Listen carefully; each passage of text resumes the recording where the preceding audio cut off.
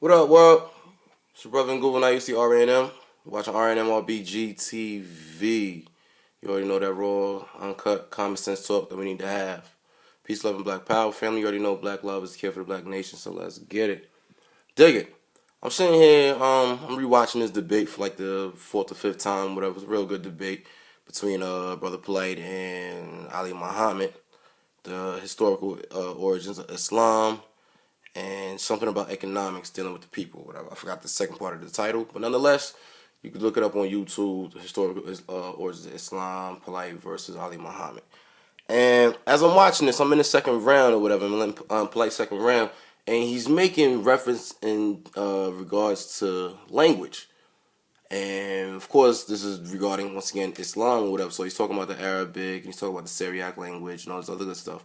But nonetheless, what he's saying is rather relevant. And when I get to a certain point, whatever, I'm gonna come back and explain the reason why I'm showing y'all this. Y'all just stay tuned, tune in, and just listen up in a minute. Peace. In order for us to properly investigate this matter, this is my 6-point program that I created to tell if a religion qualifies or is authenticated. 1, we have to deal with the dialect continuum. 2, we have to deal with mutual intelligibility. 3, we have to deal with asymmetrical mutual intelligibility. 4, we have to deal with the lingua franca. 5, we have to deal with the harmonious morphological code. And 6, we have to deal with the syntactic analysis. I'm going to go over all of it again one more time. I'm going to do it real fast because it's being recorded, and I want to cover as much as ground as possible so you can say I learned a hell of a lot more with the young man there than the 39-year-old brother. This is my point. I'm good? So, thank you, brother. So, the dialect continuum, depending on the point of reference where you're at of study and how far you go from that point of reference, people are speaking relatively the same language. There's a mutual intelligibility, meaning even if I am speaking a different dialect from him, we will be able to still have correspondence audibly without it being misconstrued. The communication will go uncompromised. That's mutual intelligibility when you're dealing with that which is in the confines of a dialect continuum, because there's several dialects going around when we talk about Mesopotamia and the Middle East. So now we got to keep going. Now we keep going. So now we're talking about asymmetrical mutual intelligibility. What is asymmetrical mutual intelligibility? That's when you go a little bit further. You go a little bit further away, and now only one of you can understand the other. That's called asymmetrical mutual intelligibility. So I might be speaking, he gets me, I don't get him. If any of you are not from Jamaica, and you ever heard a Jamaican go in, or you hear a person that's from Barbados, and he's watching soccer, you might say, I ain't gonna go nowhere he ain't gay. You may say, Polite, what the hell did you just say? Because I got Asians in my family. And they go, little me, he ain't gay. You know what I'm saying? You'll start hearing weird stuff like that come out my mouth. And you'll start saying, I don't really know what he said, even though we're both speaking English, because now I can understand you, but you can't understand me. That's called asymmetrical mutual intelligibility within the confines of a dialect continuum.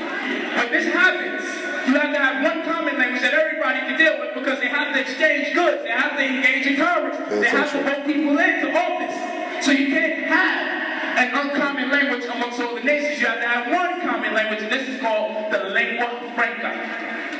Okay? You need a lingua franca to engage in commerce, so people, no matter where they're coming from, they can still interface on a higher scale as humanity. In commerce, the lingua franca for commerce is the Uniform Commercial Code, UCC. In science, my brother was a teacher, is a teacher still. In science, the universal language, or the lingua franca for science, is Latin. All those words are going to trace back to Latin. That's for a reason, not by accident. So people from every part of the world in uniformity can go to the same language for that particular art form or frequency of thought. Now, long story short, Polite was saying this.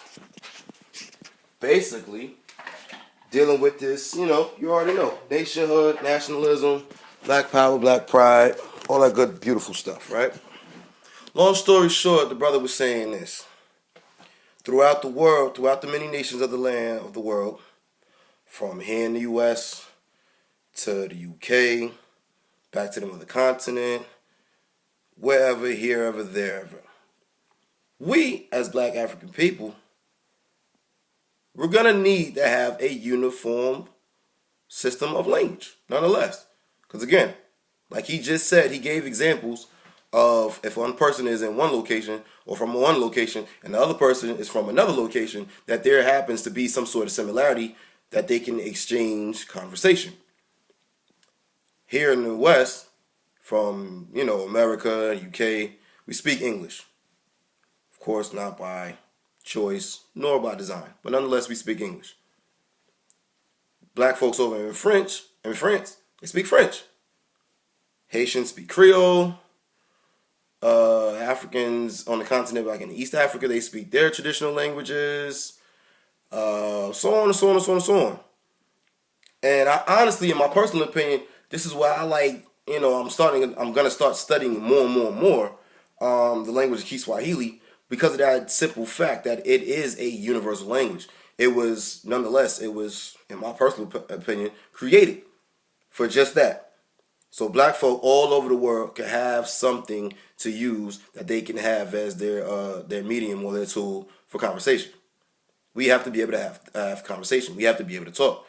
And if we're going to be able to just sit back and let a language be a barrier for our reasons for not getting down in discussion, then that's just something else that's going to halt us and keep us right in our tracks. So nonetheless, like I said, I'm going to start studying Kiswahili a little bit more, and I would like to see the family out there also start doing the same thing so we can be able to have dialogues. I'll give you a real life example. If anybody remembers back in the 90s, right, when the Bloods came up on the East Coast, right, shout out to the homies, they was, you know what I'm saying, I got the the stories or whatever from folks back, way back and whatever, but nonetheless, they had to use Kiswahili in the jails as their way of talking, because when they was in the jailhouse or whatever, they were surrounded by nothing but Hispanic folks, Spanish folks, Puerto Ricans, Dominicans, Mexicans, XYZ. So they all speaking Spanish to one another, and of course they passing all kind of codes to each other, planning attacks on the blacks and this, that, and third, yada yada yada. Meanwhile, black folks in the jail, they were speaking English. That can easily be picked up on. Everybody speaks English. So with that being said, they took it upon themselves to come up with their own coded language to I guess, to put a language barrier between the blacks and Hispanics. That's when Kiswahili came in. And from what I heard, it helped them a great deal on the inside. You know what I mean? It saved them from a lot of wars, a lot of battles, this, that, and third. Kept them on their guard or whatever. So it's a way of communication, nonetheless, that keeps us separate from the mainstream communication, nonetheless. You feel what I'm saying? So check this out. Look into it. Let's talk about it. You already know what's on the table of discussion. But in the meantime, between time, it's your brother Nguvo. Now you see RENM. You've been watching RENM RBG TV. Peace, love, and black power. Family, you already know black love is a cure for the black nation. So let's get it. Stay tuned to the next one. Peace.